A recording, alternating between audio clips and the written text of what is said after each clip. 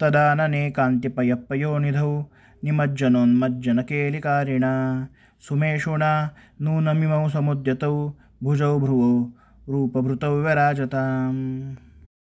तदानने त्या व्यंकटनाथाच्या मुखामध्ये कांतिपयपयोनिधौ, कांती पय म्हणजे क्षीर, पयोनिधी म्हणजे समुद्र, क्षीरसमुद्रामध्ये, निमज्जन म्हणजे बुडून आत जाणे, उन्मज्जन म्हणजे आतून बाहेर येणे, केलिकारिणा असे खेळ करणाऱ्याने, सुमेषुणा म्हणजे मदनदेवाने म्हणजेच कामदेवाने, मन्मथाने, नूनम खरोखर, इमौ या समुद्युतौ प्रसरण पावलेल्या मोठ्या झालेल्या, भुजौ भुजा, भ्रुवो भुवया, रूपभृतो रूप धारण केलेल्या, राजताम शोभून दिसल्या।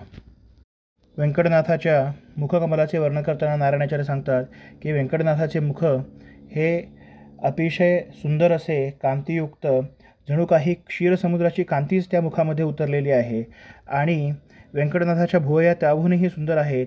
या भुवया म्हणजे जणू काही त्या क्षीरसमुद्रामध्ये सूर मारून आत जाणे आणि आतून बाहेर येणे अशा क्रीडा साक्षात मन्मथ म्हणजेच कामदेव अशा क्रीडा करत आहे आणि त्या कामदेवाच्या भुजा म्हणजेच या व्यंकटनाथाच्या सुंदर अशा भुवया।